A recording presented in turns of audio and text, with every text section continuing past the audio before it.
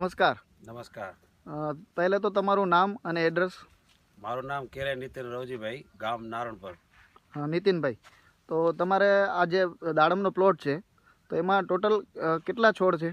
આ પ્લોટની અંદર 4500 છોડ. 4500 છોડ છે. તો આ જે છોડ તમારા છે એની ઉંમર મતલબ કેટલા વર્ષના થયા છે? આ છોડને 17 મહિના થયા હમણાં. 17 મહિના થયા છે. અને જ્યારે ફ્લાવરિંગમાં લીધા ત્યારે ફ્લાવરિંગમાં કેટલા સમય તમે ફ્લાવરિંગ પકડાવ્યું? ફ્લાવરિંગમાં લીધું ત્યારે 14 મહિનાનો છોડ હતો. 14 મહિનામાં. તો 14 મહિનામાં આટલી સારો ગ્રોથ પ્લાન્ટનો તમે જોઈ શકો છો, આટલો સારો ગ્રોથ. એના પાછળનું કારણ શું છે?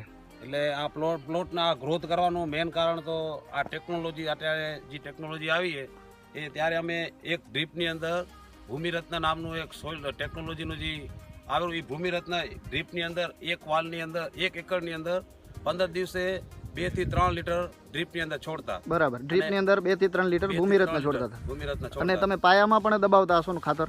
પાયાની અંદર કૃષિ રત્ન જ્યારે નાના હતા ત્યારે 1 કિલો દાબ્યું હતું. પછી જ્યારે મોટા થયા ત્યારે 2 કિલો જ્યારે એનું ટાઈમ થતો આવ્યું તેમ ભૂમિરત્ન છોડને નીચે પાયાની અંદર એ નાખ્યું. અને ટૂંક સમયમાં થોડુંક ફોસ્ફરસ, થોડોક પોટાશ એવું પાયાની અંદર મેકેલું હતું. બરાબર. તમે જ્યારે 14 મહિને ફ્લાવરિંગમાં જ્યારે છોડ લીધા ત્યારે તમે જે બેઝલ ડોઝ આપ્યો હશે, તો બેઝલ ડોઝમાં તમે શું શું દબાવ્યું હતું? બેઝલ ડોઝની અંદર એક ઝાડની અંદર 2 થી 3 કિલો કૃષિ રત્ન દબાવ્યું હતું અને 100 ગ્રામ સુફલા અને 100 ગ્રામ પોટાશ અને 100 ગ્રામ ફોસ્ફરસ દબાવેલું હતું. બરાબર. તો એ થઈ બેઝલ ડોઝની વાત.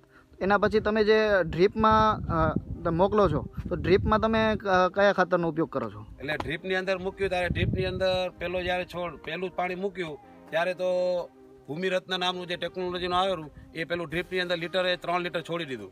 બરાબર. પર એકરે 3 લીટર. 3 એકર છોડી દીધું. એની અંદર ભરપૂર પ્રમાણમાં બધા જ કન્ટેન્ટ મળી રહ્યા એટલે બીજું કોઈ નાખવાની જરૂર પડતી નથી. એટલે 1 એકરે 3 લીટર એ છોડી દીધું. અને બીજું 1261, 05234 એનું જ્યારે જરૂર પડી ત્યારે જ મૂકીએ. વધારે પડતું ભૂમિરત્નનો ઉપયોગ કર્યો. એટલે તમે જે વધારે પડતું ભૂમિરત્ન અને કૃષિ રત્નનો ઉપયોગ કરે છે, નહીવત પ્રમાણમાં કહી શકાય એવો બીજા ખાતરનો ઉપયોગ કરે. બરાબર. તો તમને આ બીજા પ્લોટ અને આ જે અત્યારે આપણો ફ્લાવરિંગ સ્ટેજમાં છે એ પ્લોટ, એમાં શું ડિફરન્ટ લાગે છે? પહેલે તો ફળમાં.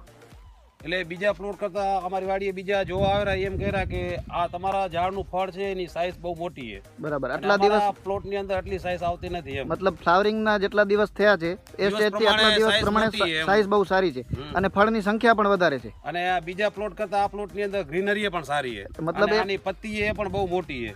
બીજા પ્લોટની અંદર આ પત્તી બહુ નાના પ્રમાણમાં જોવા મળે. બરાબર. પત્તીની સાઈઝમાં અને ફળની સાઈઝમાં અને ફળની ક્વોન્ટિટીમાં મતલબ તમને હરેક જગ્યાએ ડિફરન્ટ જોવા મળે છે. અને એમાં ઇન્ક્રીમેન્ટ કેટલું છે? બીજા પ્લોટ કરતા તમને સમજી લો 30-35% વધારે જ જોવા મળ્યું. વધારે જોવા મળે ફળ આની અંદર.